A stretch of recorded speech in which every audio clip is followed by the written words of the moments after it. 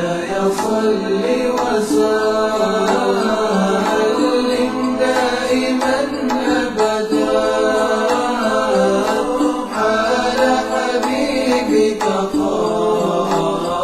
خير الخلق كلهم. الحمد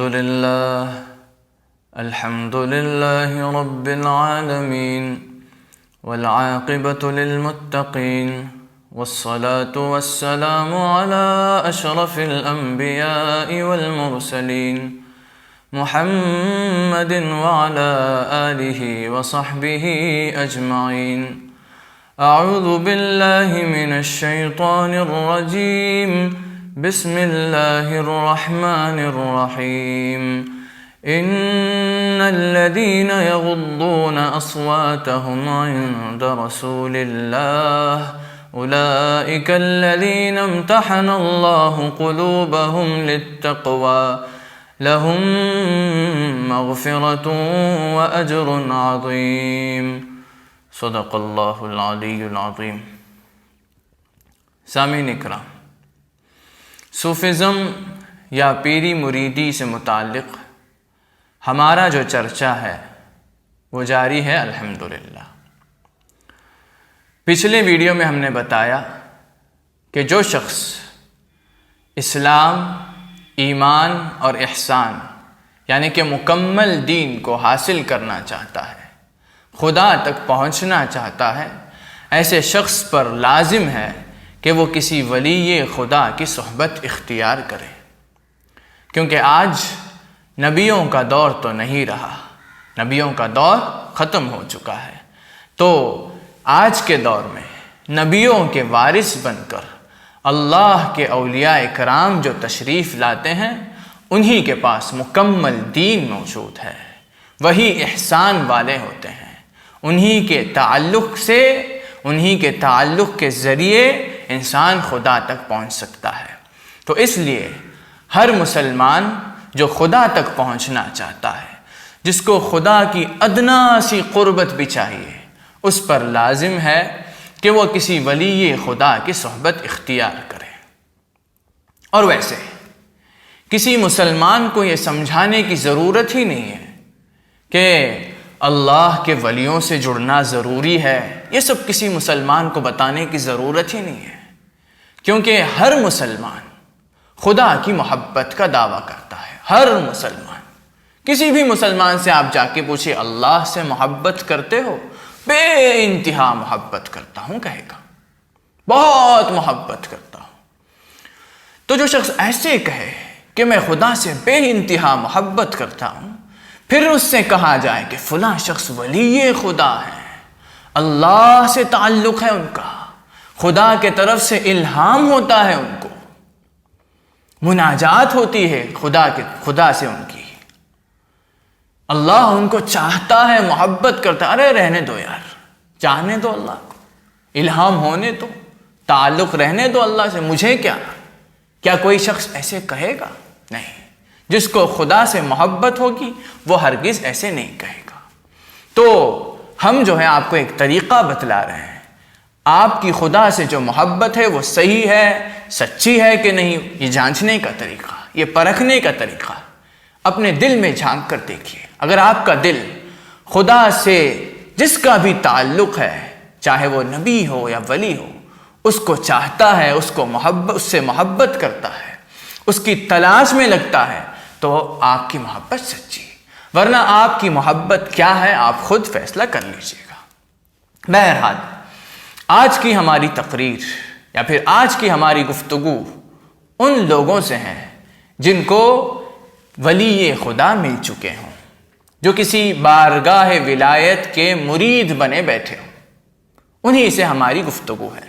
جن لوگوں کو ابھی تک پیر کامل نہیں ملے، ولی خدا نہیں ملے، ان کو یہ چاہیے کہ وہ جلد سے جلد اللہ کی بارگاہ میں دعا کریں، دعا لگاتار کرتے رہیں، اور سچے دل سے اگر وہ ڈھونڈیں گے تو ولی خدا، پیر کامل دنیا میں جہاں بھی ہو ان کو اپنی طرف کھینچ لیں گے خدا کی مرضی سے. اور جو لوگ اولیاء کرام کی مخالفت کرتے ہیں، ان کے بارے میں برا بھلا کہتے ہیں، ایسے لوگوں کا معاملہ ہم خدا پر سونپتے ہیں، اللہ رب العزت اپنی مرضی سے ان کا جو چاہے معاملہ فرمائے۔ تو سامعین کرام، ہر مرید کو یہ بات اچھی طرح سمجھ لینی چاہیے کہ دنیا میں سب سے بڑی نعمت یا پھر سب سے بڑا نصیب اللہ کے محبوب بندوں کے ساتھ جڑ جانا ہے۔ دنیا میں سب سے بڑی نعمت جس کا اللہ سے تعلق ہے، اس کی صحبت اختیار کرنا ہے، اس کو پا لینا ہی سب سے بڑی نعمت ہے دنیا میں۔ مثال کے طور پر سیدنا ابراہیم علیہ السلام کا خدا سے تعلق تھا، خلیل اللہ کہلاتے تھے۔ تو جن لوگوں نے آپ کے دور کو پایا، آپ کا دیدار جن کو نصیب ہوا، جو آپ کی صحبت اختیار کر سکے، آپ کی خدمت میں رہ سکے، سیدنا ابراہیم علیہ السلام کی، وہی لوگ بانصیب ہیں۔ ان کے زمانے میں وہی لوگ بڑی نعمت والے۔ پھر سیدنا عیسیٰ علیہ السلام کے زمانے میں روح اللہ کہلاتے تھے عیسیٰ علیہ السلام، خدا سے تعلق تھا۔ تو آپ کے زمانے میں سب سے بڑا نصیب والا کون؟ جو گھر بیٹھے سو رہا تھا وہ نہیں، جس کو عیسیٰ علیہ السلام کا دیدار نصیب ہوا، جو آپ پر ایمان لایا، آپ کی صحبت جس نے اختیار کی، جس کو آپ کی خدمت کا موقع ملا، روح اللہ کی خدمت کا موقع، وہی سب سے بڑا نصیب والا۔ سیدنا محمد الرسول اللہ صلی اللہ علیہ وسلم کے زمانے مبارک میں کروڑوں لوگ موجود تھے دنیا میں، لیکن ان کروڑوں لوگ میں سب سے بڑھ کر نصیب والے کون تھے؟ جو صحابہ کرام کہلائے، جو آپ کا دیدار کر سکے، آپ پر ایمان لا سکے، آپ کی صحبت جن کو نصیب ہوئی، آپ کی خدمت جو کر سکے، وہی سب سے بڑے نصیب والے کہلائے۔ خدا نے ان کے بارے میں رضی اللہ عنہم ورضوا عنہ کہہ دیا۔ اور آج تک ہر مسلمان، جو بھی مسلمان ان کا نام لیتا ہے اپنی زبان سے، تو رضی اللہ عنہ ساتھ میں کہہ دیتا ہے۔ اس سے بڑا نصیب کیا ہو سکتا ہے؟ اب جب نبیوں کا دور ختم ہو چکا ہے، تو صرف نبیوں کا دور ختم ہوا ہے، لیکن اللہ سے تعلق رکھنے والے لوگوں کا دور کبھی ختم نہیں ہوگا، قیامت تک جاری رہے گا۔ اللہ سے تعلق رکھنے والے لوگ تھے، ہیں اور رہیں گے قیامت تک۔ تو نبیوں کے دور کے بعد جو اولیاء اکرام نبیوں کے وارث بن کر آتے ہیں، ان کی صحبت اختیار کر لینا بہت بڑی نعمت ہے۔ مثال کے طور پر شیخ عبد القادر جیلانی پیران پیر خدا سے تعلق رکھتے تھے، اللہ سے جڑے ہوئے تھے۔ تو آپ کے زمانے میں سب سے بڑے نصیب والے کون؟ جن کو آپ کا دیدار نصیب ہوا، جنہوں نے آپ کو پا لیا، جن کو آپ کی خدمت اور صحبت اختیار کرنا نصیب ہوا، وہی سب سے بڑے نصیب والے۔ سیدنا خواجہ معین الدین چشتی الاجمیری قدس اللہ سرہ العزیز کے زمانے میں سب سے بڑے نصیب والے وہی لوگ جن کو خدمت نصیب ہوئی، آپ کی صحبت میں جو رہ سکے، آپ کا دیدار جو کر سکے، آپ کے ساتھ جو رہ سکے، وہی لوگ بلا شبہ۔ اور شیخنا قطب العالم رئیس الزاہدین شیخ المشائخ سی ایم ولی اللہ المڈووری، جو کیرلا کے سرزمین پر بہت بڑے ولی خدا گزرے ہیں، آپ کا جو مبارک زمانہ تھا، اس میں نصیب والے، اس میں نعمت والے وہی لوگ تھے جن کو آپ کی صحبت اختیار کرنے کا موقع ملا، آپ کی خدمت نصیب ہوئی، وہی لوگ۔ اسی طرح آج کے زمانے میں، آج کے دور میں ولی خدا جو ہیں، صاحب زمانہ جو ہیں، جن کا اللہ سے تعلق ہے، اگر آپ ان کو پا چکے ہیں تو آپ سے بڑی نعمت کسی کے پاس نہیں ہے، آپ بہت بڑے نصیب والے ہیں۔ تو اس نصیب کا شکر کریں، اس نعمت کا شکر کریں، قدر کریں، اور ساتھ ساتھ یہ نعمت ہاتھ سے نکل نہ جائے، یہ نعمت ہاتھ سے چھوٹ نہ جائے، اس کا خوف بھی رکھیں۔ کیسے چھوٹے گی یہ نعمت؟ ایک ہی وجہ ہے، بے ادبی۔ جب بھی بارگاہ ولایت میں اللہ سے تعلق رکھنے والوں کے ساتھ بے ادبی کریں گے تو نعمتیں ہاتھ سے چھوٹ جائے گی، ان سے دوری لازم ہے۔ اسی لیے اردو میں کہا جاتا ہے بے ادب بے نصیب، با ادب با نصیب۔ اس بات کو اچھی طرح دل میں لکھ کر رکھ لیجئے نقشے کی طرح، کیونکہ ادب اتنا ضروری ہے کہ خدا نے صحابہ اکرام کو ڈائریکٹ ادب سکھایا۔ بارگاہ رسالت میں کس ادب کے ساتھ وہ پیش آئیں، خدا نے ڈائریکٹ صحابہ اکرام کو سکھایا۔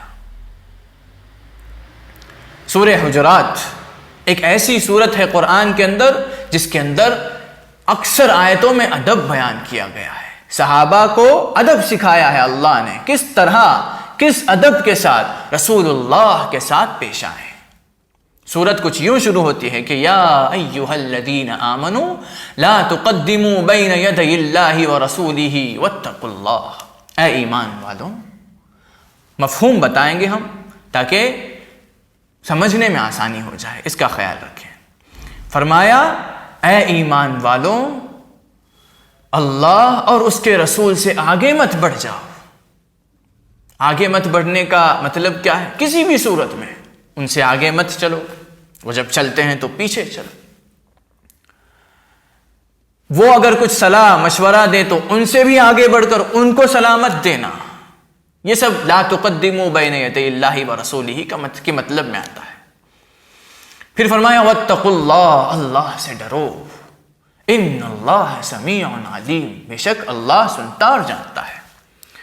آگے فرمایا یا ایھا الذین آمنوا، پھر ایمان والوں سے خطاب، فرمایا لا ترفعوا اصواتکم فوق صوت النبی، اپنی آوازوں کو نبی کے آواز سے اونچی مت کرو۔ ولا تجہروا له بالقول کجہر بعضکم لبعض ان تحبط اعمالکم وانتم لا تشعرون، اور رسول اکرم صلی اللہ علیہ وسلم سے تم ایک دوسرے سے آپس میں جس طرح بات کرتے ہو اس طرح رسول اکرم صلی اللہ علیہ وسلم سے چلا کر بلند آواز میں مت بات کرو،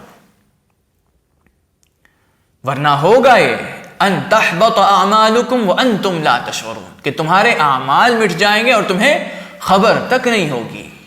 ویسے ہمارے اعمال ہیں بھی کیا بھی؟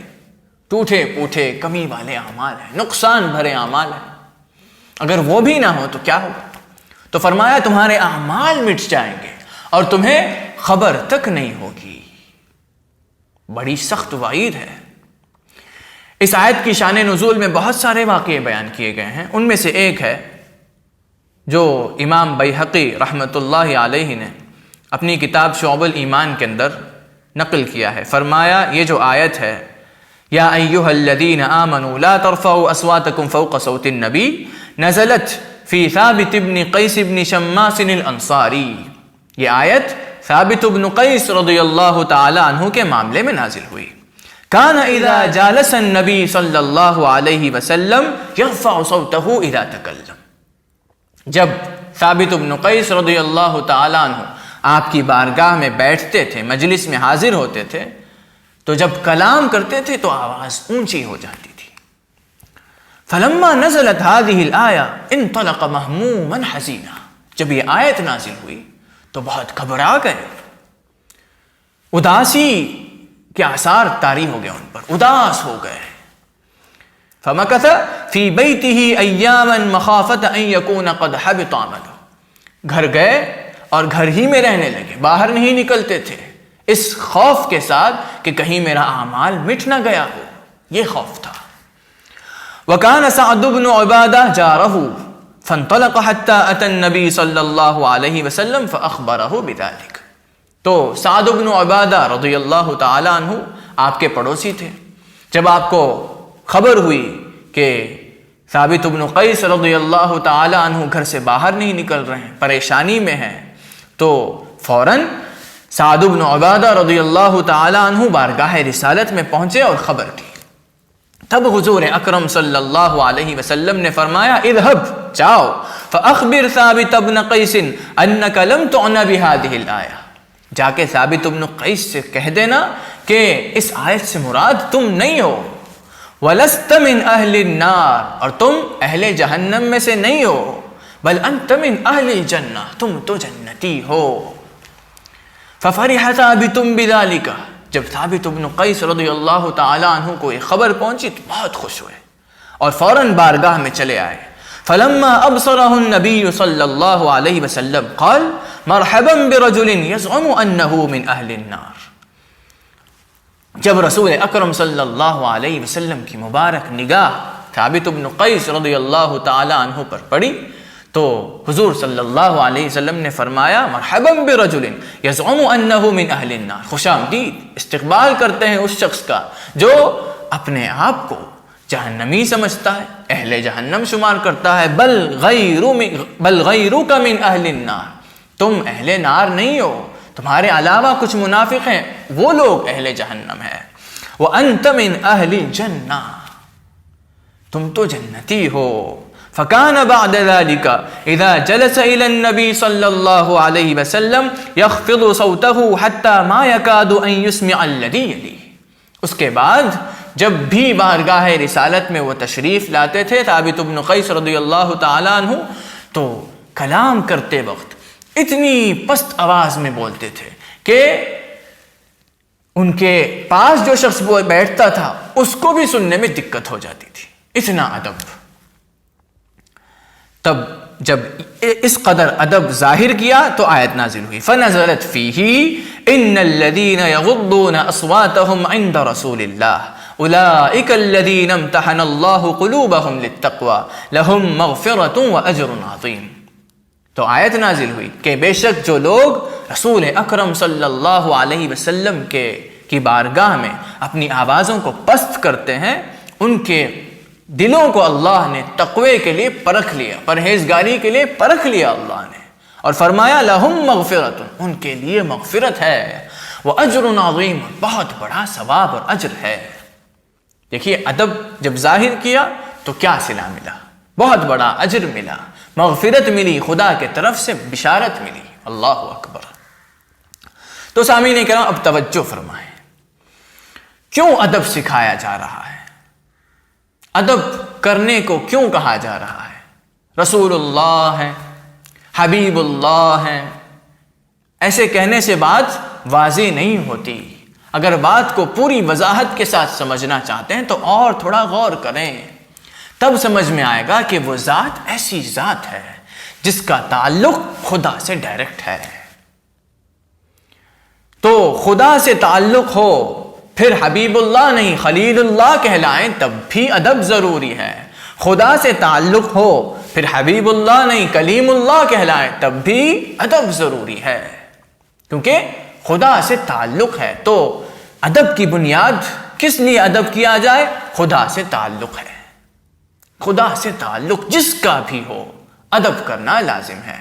اسی لیے صوفیان اکرام فرماتے ہیں کہ جس طرح رسول اکرم صلی اللہ علیہ وسلم کا ادب کرنا ضروری ہے کہ آپ کا تعلق خدا سے تھا، اسی طرح اولیاء اکرام جو نبیوں کے وارث بن کر آتے ہیں ان کا بھی ادب کرنا ضروری ہے. اس کی وجہ نمبر 1 ان کا بھی تعلق خدا سے ہے، نمبر 2 اولیاء اکرام نبیوں کے وارث بن کر آتے ہیں.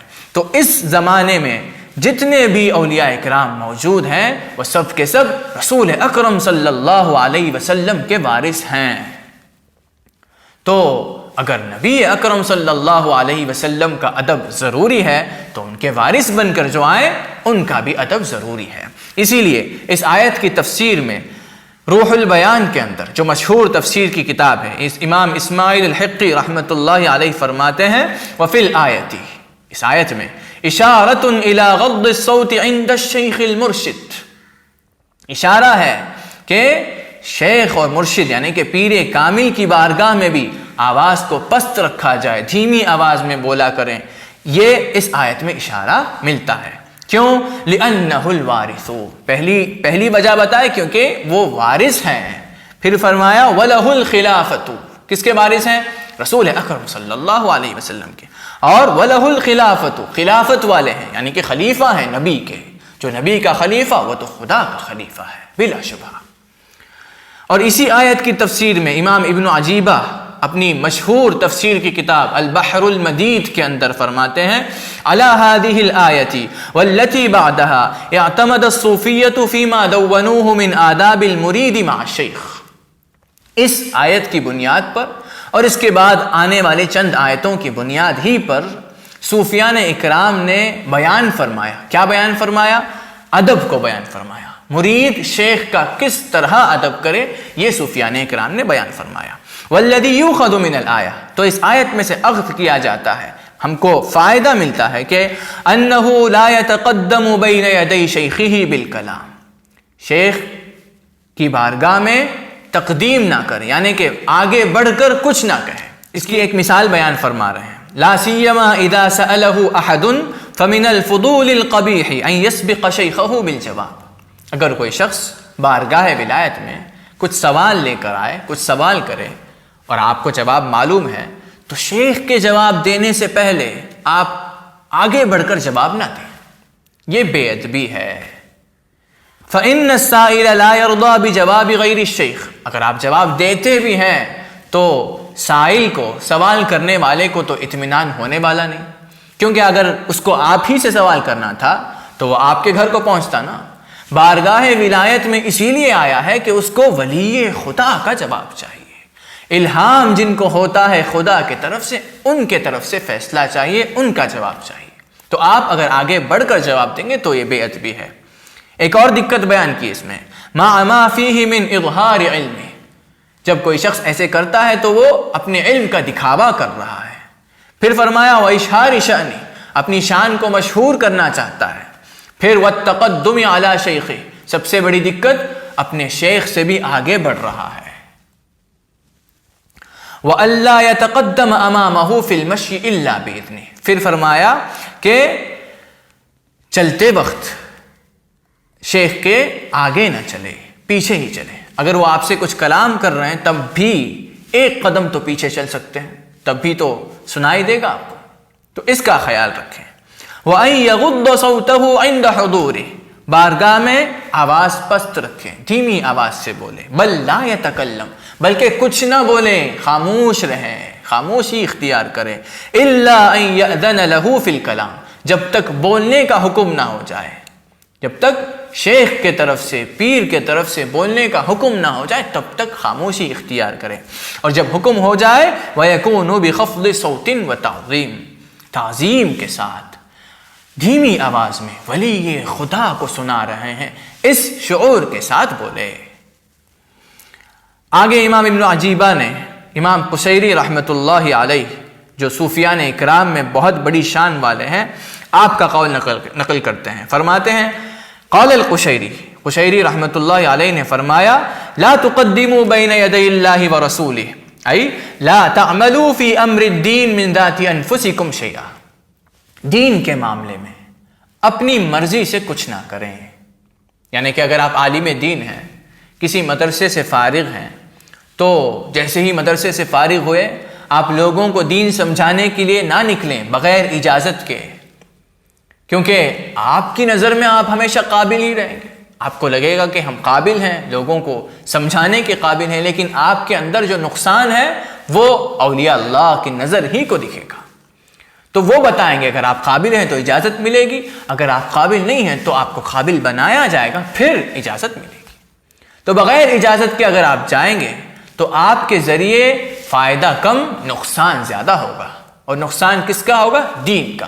اور دین کو نقصان پہنچانا اولیاء کرام کے غضب کو دعوت دینا ہے، کیونکہ ہر دور میں دین چلانے کی ذمہ داری، دین کی ذمہ داری اللہ سے تعلق رکھنے والے یا تو نبی یا تو ولی کے ہاتھ میں ہوتا ہے، انہی کے ہاتھ میں ذمہ داری ہوتی ہے. تو اب انبیاء اکرام کا دور نہیں، تو اولیاء اکرام کی ذمہ داری ہے دین. اگر اس میں کوئی نقصان آپ کی وجہ سے ہو جائے تو ان کے غضب کو دعوت دینا ہے، یہ اس کا خیال رکھیں.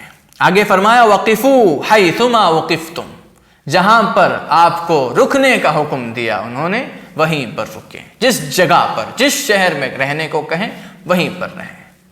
وَافْعَلُوا مَا بِهِ أُمِرْتُمْ، اور جو خدمت آپ کو وہ دیں وہی کریں.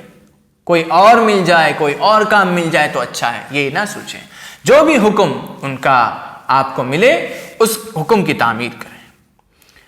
آگے فرمایا وقال القشیری، قشیری رحمۃ اللہ علیہ پھر فرماتے ہیں لا ترفعوا اصواتکم، یہ جو آیت ہے اس میں اشارہ ہے یشیر الی انہ من شرط المؤمن الا یرى رأیہ وعقلہ واختیارہ فوق رأی النبی والشیخ، کہ مومن ہونے کی شرط یہ ہے کہ مومن اپنی عقل کو، اپنے اختیار کو، اپنی رائے کو، اپنے مشورے کو نبی کے مشورے سے اوپر نہ سمجھے اور شیخ کے مشورے سے بھی اوپر نہ سمجھے۔ فرمایا فوق رأی النبی والشیخ، نبی کے دور کے بعد جب اولیاء اکرام کا دور ہے تو اولیاء اکرام کے اختیار سے بھی اوپر اپنے اختیار کو نہ سمجھیں۔ وہ کچھ صلاح دیں تو آپ ان کو صلاح نہ دیں، وہ کچھ مشورہ دیں تو ان کو آپ مشورہ نہ دیں، اس سے بہتر یہ ہوگا سرکار مت کہیں۔ وَيَكُونُ مُسْتَسْلِمًا لِرَأْيِهِ، بلکہ شیخ جو مشورہ پیش کریں اسی کو تسلیم کر لیں، اسی کے آگے تسلیم کریں اور قبول کریں اس کو۔ وَيَحْفَظُ الْأَدَبَ فِي خِدْمَتِهِ وَصُحْبَتِهِ، اور شیخ کی خدمت اگر نصیب ہو آپ کو، بڑے نصیب والوں کو ہی نصیب ہوتی ہے، اگر نصیب ہو تو ادب کے ساتھ اس خدمت کو انجام دیں، اور صحبت میں جب رہیں تو ادب کے ساتھ رہیں۔ ولی خدا کی صحبت میں ہیں، اس شعور کے ساتھ رہیں تو ادب خود بخود آپ کے دل میں پیدا ہو جائے گا۔ پھر فرمایا وَلَا تَجْهَرُوا لَهُ بِالْقَوْلِ كَجَهْرِ بَعْضِكُمْ لِبَعْضٍ، یہ جو آیت ہے اس کا مطلب سمجھاتے ہوئے فرما رہے ہیں لَا تُخَاطِبُوهُ كَخِطَابِ بَعْضِكُمْ لِبَعْضٍ، تم آپس میں ایک دوسرے سے جس طرح بات کرتے ہو اس طرح نہ بات کرو۔ آپس میں ہم کیسے بات کرتے ہیں؟ یوں ہی بات کرتے ہیں، یوں ہی نہ بات کرے، بلکہ جب ولی خدا سے، پیر کامل سے بات کریں تو اس شعور کے ساتھ بات کریں کہ ولی خدا سے کلام کر رہے ہیں۔ پھر فرمایا بل خاطبوہ بالتعظیم والتبجیل، تعظیم کے ساتھ بات کریں، تبجیل کے ساتھ بات کریں۔ اور آگے فرمایا وَلَا تَنظُرُوا إِلَيْهِ بِالْعَيْنِ الَّتِي تَنظُرُونَ إِلَىٰ أَمْثَالِكُمْ، جس نظر سے آپ عام لوگوں کے طرف دیکھتے ہیں اسی نظر سے ولی خدا کے طرف ہرگز نہ دیکھا کریں۔ عام لوگوں کی طرف ہم کیسے دیکھتے ہیں؟ یوں ہی دیکھتے ہیں۔ اگر آپ کا دوست تشریف لائے تو دیکھیں گے، کچھ سوچیں گے نہیں، دیکھیں گے۔ لیکن جب ولی خدا کو دیکھتے ہیں تو اس نظر کے ساتھ نہ دیکھیں، عام نظر سے نہ دیکھیں، اس شعور کے ساتھ دیکھیں کہ ولی خدا کا دیدار ہو رہا ہے، اس ہستی کا دیدار ہو رہا ہے جس کا خدا سے تعلق ہے، اس ذات سے دیدار ہو رہا ہے جس کو خدا کے طرف سے الہام ہوتا ہے۔ اس شعور کے ساتھ اگر آپ نظر کریں گے تو نظر سے بھی فائدہ ہوگا۔ آگے فرمایا وَإِنَّهُ لِحُسْنِ خُلُقِهِ قَدْ يُلَاعِبُكُمْ فَلَا تَنبَسِطُوا مَعَهُ، اور بہت اونچے اخلاق والے ہوتے ہیں تو آپ کے ساتھ آپ کے درجے تک اتر کر وہ بات کریں گے، کبھی آپ کے ساتھ ہنسی کریں گے، کبھی خوش طبعی کریں گے، تو آپ بھی جیسے ہی وہ کریں ہنسی مذاق نہ شروع کر لیں، آپ ہمیشہ اپنے مقام میں رہیں، وہ جیسے چاہیں کلام کریں، چاہے ہنس کر کلام کریں، چاہے خوش طبعی کریں، آپ ہیں، وہ ولی خدا ہے، تو ہمیشہ اپنے مقام میں رہیں، ادب اور احترام کے ساتھ ہی بات کریں، کلام فرمائیں۔ پھر فرمایا وَلَا تَبْدَؤُوهُ بِحَدِيثٍ حَتَّى يُفَاتِحَكُمْ، جب تک شیخ کلام نہ شروع کریں تم کلام مت شروع کرو، یعنی کہ کلام کی شروعات تمہارے طرف سے نہیں بلکہ پیر کے طرف سے ہونی چاہیے شروعات۔ ان آداب کو بیان کرنے کے بعد اگر ادب میں کمی کریں گے تو انجام کیا ہوگا یہ بھی سمجھایا امام قشیری رحمۃ اللہ علیہ نے اس آیت کے بنا پر۔ فرمایا ان تحبط اعمالکم بسوء ادبکم، اگر ان آداب کا خیال نہ رکھیں گے، بے ادبی کریں گے تو تمہاری بے ادبی کی وجہ سے تمہارے اعمال مٹ جائیں گے، وانتم لا تشعرون، اور تمہیں خبر تک نہیں ہوگی، تو بے ادبی سے بچیں۔ اسی صورت میں ایک اور آیت موجود ہے، اللہ رب العزت نے فرمایا ان الذین ینادونک من وراء الحجرات اکثرهم لا یعقلون، بے شک جو لوگ آپ کو یعنی کہ نبی اکرم صلی اللہ علیہ وسلم کو حجروں کے باہر سے پکارتے ہیں ان میں اکثر بے عقل لوگ ہیں۔ تو اس آیت کی شان نزول میں امام بیہقی رحمۃ اللہ علیہ اپنی کتاب شعب الایمان کے اندر فرماتے ہیں فہم ناسم من بنی تمیم، جو لوگ پکارتے تھے رسول اکرم صلی اللہ علیہ وسلم کو حجرے کے باہر سے، وہ لوگ بنی تمیم قبیلے سے تھے۔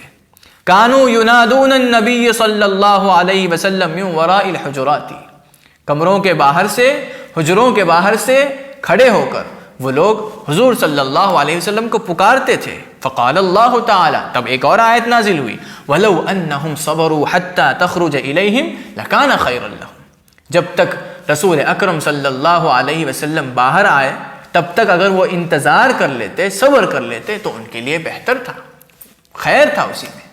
تو اللہ نے ادب سکھایا، جہاں بھی بے ادبی پیش آئی وہاں پر اللہ رب العزت نے ادب سکھایا۔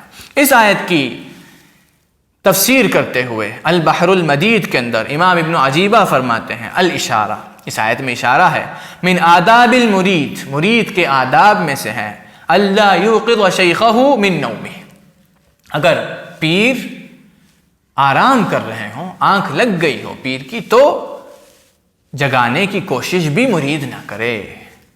وَلَوْ بَقِيَ أَلْفَ سَنَةٍ يَنْتَظِرُهُ، اگرچہ 1000 سال انتظار کرنا پڑے تب بھی انتظار کرتے ہوئے رہے، جگانے کی کوشش نہ کرے، کیونکہ آپ کی نظر میں وہ سو رہے ہیں، آپ کی نظر میں وہ آرام کر رہے ہیں۔ لیکن جس کا دل اللہ سے جڑا ہوا ہوتا ہے، جس کا تعلق خدا سے ہوتا ہے، وہ کبھی سوتا نہیں، ہمیشہ مناجات میں ہوتا ہے اس کا دل۔ تو اس لیے اس مناجات میں دقت پیش آئے گی اگر آپ ان کو جگانے کو جائیں گے، اس بات کا خیال رکھیں۔ وَأَلَّا يَطْلُبَ خُرُوجَهُ إِلَيْهِ حَتَّى يَخْرُجَ بِنَفْسِهِ، اگر شیخ حجرے کے اندر ہوں تو دروازے پر ہرگز دستک نہ دیں اور باہر سے کھڑے ہو کر نہ پکاریں۔ اس آیت سے اخذ کرتے ہیں صوفیان کرام ادب کو، باہر کھڑے ہوئے انتظار کرے، اور جب انتظار کرے وَأَلَّا يَقِفَ قُبَالَةَ بَابِ حُجْرَتِهِ، دروازے کے بالکل سامنے کھڑے ہو کر نہ انتظار کریں، تھوڑا ہٹ کر کھڑے ہو جائیں۔ پھر فرمایا وَأَلَّا يَأْكُلَ مَعَهُ إِلَّا أَن يَعْزَمَ عَلَيْهِ، تب تک شیخ کے ساتھ بیٹھ کر نہ کھائے جب تک کھانے کا حکم نہ ہو جائے۔ وَأَلَّا يَجْلِسَ عَلَى فِرَاشِهِ أَوْ سَجَّادَتِهِ، شیخ کا جو بستر ہو، پیر کا جو مصلی ہو، اس پر نہ بیٹھا کریں، بے ادبی ہے۔ پھر امام ابن عجیبہ رضی اللہ تعالی عنہ نے فرمایا کہ کچھ موقع ایسے ہوتے ہیں جہاں پر ادب کو تقدیم کرنا ضروری ہوتا ہے، حکم سے ادب کو ترجیح دینا ضروری ہوتا ہے۔ اس کے مثال میں ایک واقعہ بیان فرماتے ہیں جو امام علی رضی اللہ تعالی عنہ کا ہے کہ صلح حدیبیہ کے موقع پر رسول اکرم صلی اللہ علیہ وسلم نے علی رضی اللہ تعالیٰ عنہ کو یہ حکم دیا کہ امحو اسم رسول اللہ من الصحیفہ، کہ صحیفے سے رسول اللہ کا جو نام ہے اس کو مٹا دیں۔ تو علی رضی اللہ تعالیٰ عنہ نے انکار کیا مٹانے سے، فرمایا واللہ لا امحوک ابدا، ہرگز نہیں مٹائیں گے یا رسول اللہ، آپ کا نام کیسے مٹائیں، ہرگز نہیں مٹائیں گے۔ تو یہاں پر علی رضی اللہ تعالیٰ عنہ نے ادب کو تقدیم کیا، ادب کو ترجیح دی۔ تو سامعین کرام، خلاصہ بس اتنا ہے کہ دنیا میں سب سے بڑی نعمت اللہ سے جن کا تعلق ہے ان کو پا لینا ہے، ان کی صحبت اختیار کرنا ہے، ان کی خدمت اور ان کی رضامندی پانا ہے، وہی سب سے بڑی نعمت ہے۔ اور پھر ہم نے بتایا کہ جس کا بھی اللہ سے تعلق ہوگا، چاہے وہ نبی کہلائے یا ولی کہلائے، تعلق اگر خدا سے ہے تو ادب اس بارگاہ کا لازم ہے، بارگاہ کا ادب کرنا لازم ہے۔ تو اسی سلسلے میں ہم نے چند آداب بیان فرمائے، آپ کے سہولت کے لیے، سمجھنے میں آسانی ہو اس لیے صرف ان آداب کو خلاصے کے طور پر ذکر کر رہے ہیں، سماعت فرمائیے گا۔ پہلا ادب، ان سے آگے نہ بڑھیں، یعنی کہ کسی بھی صورت میں آپ کی تقدیم نہ ہو جائے، چلتے وقت پیچھے چلیں، اگر آپ سے کلام کر رہے ہیں تب بھی ایک قدم تو پیچھے آپ چل ہی سکتے ہیں، سنائی دے گا۔ اور امام شعرانی فرماتے ہیں کہ اگر رات کے وقت پیر کے ساتھ چلنا ہو اور راستے میں خطرہ ہو تو مرید آگے چلے تاکہ خطرے سے ولی خدا کی حفاظت کر سکے۔ اور ولی خدا کو آپ کی حفاظت کی ضرورت نہیں، ہم ادب کی بات کرتے ہیں۔ جیسے ہی میرا یہ لفظ کوئی وہابی سنے گا تو کہے گا جو ولی خدا اپنی حفاظت نہیں کرے وہ کیا تمہاری حفاظت کرے گا، ایسے نہیں، ہم ادب کی بات کر رہے ہیں، یہ سب ادب ہوتا ہے۔ یہ ادب جب ہم ظاہر کریں گے تو خدا راضی ہوتا ہے، ویسے جو خدا کا ولی ہو اس کی تو حفاظت خدا کر سکتا ہے، خدا ہی کرتا ہے، حافظ ہے خدا اس کا. لیکن مرید ہوتے ہوئے جس ادب کو ہمیں اپنانا چاہیے اس ادب کی بات کر رہے ہیں. دوسرا ادب، کوئی شخص شیخ سے، پیر سے کچھ سوال کرے تو آگے بڑھ کر آپ شیخ سے پہلے جواب نہ دیں، یہ بہت بڑی بے ادبی ہو جاتی ہے. تیسرا ادب، آواز اونچی نہ کریں، پست آواز میں بات کریں، دھیمی آواز سے بات کریں ادب کے ساتھ.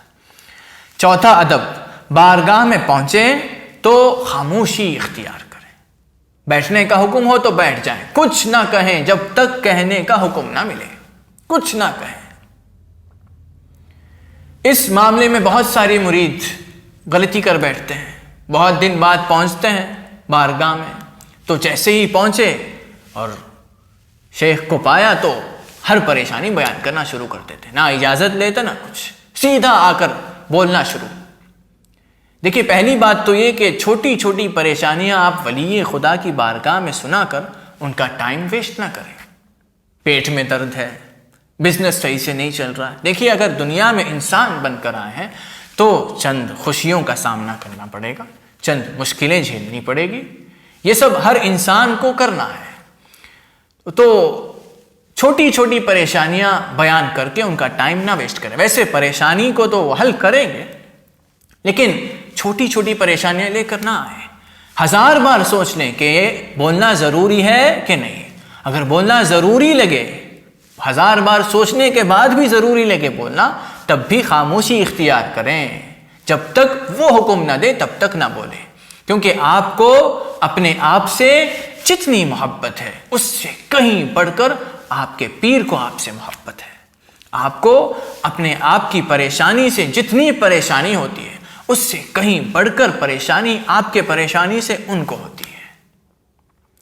تو وہ بلائیں گے آپ کو، آپ کی نظر میں وہ خاموش ہوں گے لیکن دراصل در حقیقت وہ بڑے بڑے معاملات میں ہوں گے، خدا سے تعلق ہوتا ہوگا، مناجات میں ہوں گے. اگر آپ بغیر اجازت کے جلد بازی میں کچھ کلام کر بیٹھیں گے تو ہو سکتا ہے کہ مناجات منقطع ہو جائے، الہام رک جائے، بہت بڑی بے ادبی ہو جائے گی اور وجہ آپ ہوں گے.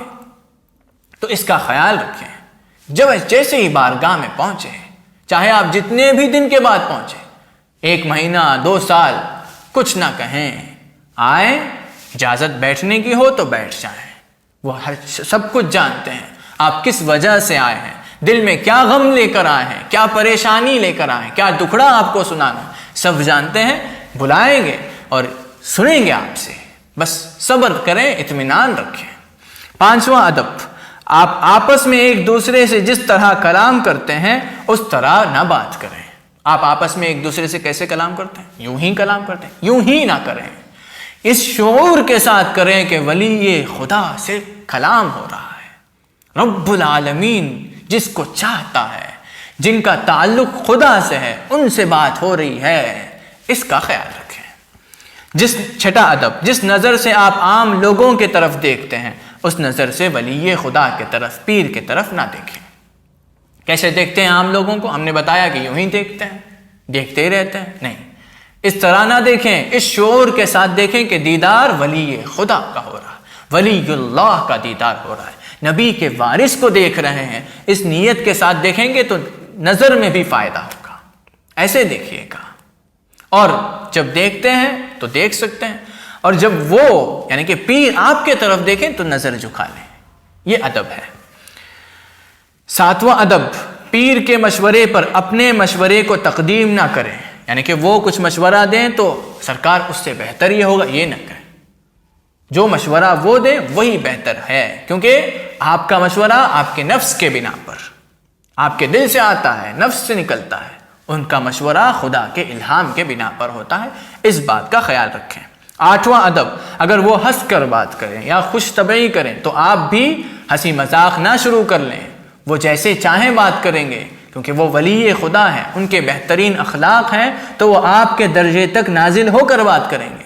تو آپ ہمیشہ اپنے مقام میں رہیں. وہ ولی خدا ہیں اور آپ ہیں. اس کا خیال رکھیں.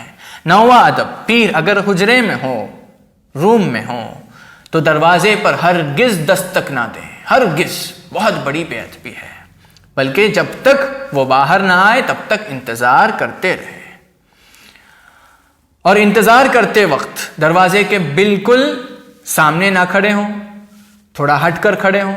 اس کی وجہ یہ ہے کہ جو اولیاء کرام ہوتے ہیں جب وہ تنہائی میں ہوتے ہیں تو ان کے ساتھ بڑے بڑے معاملات ہوتے ہیں، بڑے بڑے اولیاء کرام تشریف لاتے ہیں ان کی بارگاہ میں، بڑی بڑی ہستیاں، زمانے کی بڑی بڑی ہستیاں آتی ہیں، آپ کو نظر نہیں آئیں گے، ویسے آپ دروازے کے سامنے کھڑے ہوں گے تو آپ ان کے لیے رکاوٹ تو نہیں ہے، پھر بھی بے ادبی ہے یہ، سیدھے جب وہ آئیں گے تو سامنے آپ کھڑے ہیں، یہ بے ادبی ہے۔ جب ان کے لیے دروازہ رکاوٹ نہیں تو آپ بھی رکاوٹ نہیں، یہ مت سمجھیے کہ آپ رکاوٹ بنے، نہیں، دروازہ رکاوٹ نہیں تو آپ بھی رکاوٹ نہیں، بس یہ بے ادبی شمار کی جائے گی کہ آپ سیدھے دروازے کے سامنے کھڑے ہوں۔ تو اس لیے جب انتظار کریں تو تھوڑا ہٹ کر کھڑے ہو جائیں۔ 10واں ادب، پیر کی اگر آنکھ لگ جائے، یعنی کہ پیر جب آرام کر رہے ہوں تو جگانے کے بارے میں دل میں بھی نہ سوچیے، جگانا ہی نہیں ہے، کوشش بھی نہیں کرنا ہے، بہت بڑی بے ادبی ہے، کیونکہ آپ کی نظر میں وہ سو رہے ہیں لیکن در حقیقت خدا کے سے مناجات ہوتی رہتی ہے۔ شیخ عبد القادر جیلانی قدس اللہ سرہ العزیز فرماتے ہیں، فؤادی عند محبوبی مقیم یناجیہ وعندکم لسانی، میرا دل تو خدا کی بارگاہ میں مقیم ہے، وہیں پر ہے، ہمیشہ اسی سے مناجات ہوتی رہتی ہے، تمہارے پاس تو صرف میری زبان ہے، فرماتے ہیں شیخ عبد القادر جیلانی قدس اللہ سرہ العزیز۔ اور سیدنا ابو بکر صدیق رضی اللہ تعالیٰ جب غار کے اندر تھے اور رسول اکرم صلی اللہ علیہ وسلم آرام فرما رہے تھے تو سانپ نے ڈس لیا، جان کو خطرہ، پھر بھی جگانے کی کوشش بھی نہیں کی، یہ ادب ہے، اس میں سے ہمیں سیکھنا چاہیے اور اس ادب کا خیال رکھیں۔ 11واں ادب، پیر کے ساتھ تب تک نہ کھائیں جب تک وہ کھانے کا حکم نہ دیں۔ 12واں ادب، پیر کے فراش پر یعنی کہ بستر پر یا مصلے پر نہ بیٹھا کریں۔ 13واں ادب، اگر آپ عالم دین ہو، کسی مدرسے سے فارغ ہوں تو اجازت کے بغیر دین سمجھانے کے لیے نہ نکلیں، لوگوں کو دین بتانے نہ نکلیں، اجازت لیں اور پھر کریں۔ 14واں ادب، وہ جس کام کا حکم دیں اسی کام میں لگے رہیں، اس کے علاوہ کچھ اور مل جائے تو اچھا ہے یہ نہ سوچیں۔ مثال کے طور پر اگر کوئی مجلس ہے اور آپ پہنچے ہوئے ہیں تو آپ کو محفل سجانے کا کام دیا پیر نے، ولی خدا نے، اور کسی اور شخص کو، آپ کے پیر بھائی کو کھانا بنانے میں مدد کرنے کا حکم ہوا، لیکن آپ کی جو دلچسپی ہے، آپ کی دلچسپی کھانا بنانے میں ہے، تو آپ یہ نہ سوچیں کہ مجھے وہ کام مل جاتا تو اچھا، کیونکہ جب آپ یہ سوچیں گے تو آپ کی نیت خدمت نہیں ہے، یہ معلوم ہو جائے گا۔ آپ کی نیت خدمت کرنا ہے تو جو بھی خدمت ملے آپ تسلیم کر کے خدمت کریں گے، یہ مل جائے تو اچھا ہے، وہ مل جائے تو اچھا ہے، اگر آپ سوچیں گے تو آپ خدمت نہیں کر رہے ہیں، آپ دل کی کوئی اچھا پوری کرنے کے لیے آئے ہیں، آپ خدمت کی مقصد سے نہیں آئے ہیں، تو اس بات کا پورا خیال رکھیں۔ 15واں ادب، پیر جس جگہ آپ کو رہنے کا حکم دیں، جس شہر میں، جس بستی میں، جس گھر میں، وہیں پر رہیں، کہیں اور بھیج دیں تو اچھا ہے، یہاں نہیں وہاں بھیجیں تو اچھا ہے، اس شہر میں رہنے کا حکم مل جائے تو اچھا ہے، یہ نہ سوچیں، وہ جانتے ہیں کہ آپ کے لیے کیا بہتر ہے، جہاں حکم ہوا وہیں پر رہیں، یہی ادب ہے۔ سیدنا معاذ بن جبل رضی اللہ تعالیٰ عنہ کو بارگاہ رسالت کو چھوڑ کر دور جانے کی تمنا ہی نہیں تھی، رسول اکرم صلی اللہ علیہ وسلم کی صحبت میں ساری زندگی بتانا چاہتے تھے، ایک لمحے کے لیے بھی دوری پسند نہیں کرتے تھے، لیکن جب رسول اکرم صلی اللہ علیہ وسلم کی طرف سے حکم ہوا کہ یمن تشریف لے جانا ہے، یمن جا کر وہاں پر دعوت و تبلیغ کرنی ہے، تو فوراً معاذ بن جبل رضی اللہ تعالی عنہ نکل پڑے، چلے گئے یمن اور وہاں پر جا کر تبلیغ کی، دعوت کی۔ تو یہی سارے آداب ہم نے آج بیان فرمائے، اور بھی بہت سارے آداب بیان کرنے کو ہیں، انشاءاللہ المستعان آنے والے چند ویڈیوز کے اندر ہم یہی چرچا کریں گے، ادب ہی سے متعلق گفتگو کریں گے انشاءاللہ المستعان۔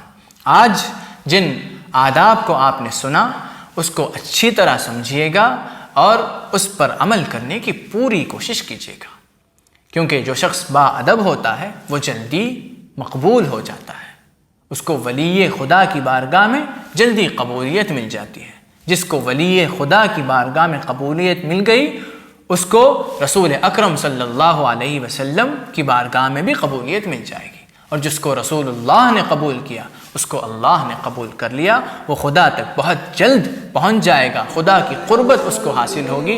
اللہ رب العزت سے دعا ہے کہ اللہ اس کی توفیق عطا فرمائے، ادب والے مریدوں میں ہمیں بھی شامل فرمائے۔ آمین وآخر دعوانا الحمدللہ رب العالمین۔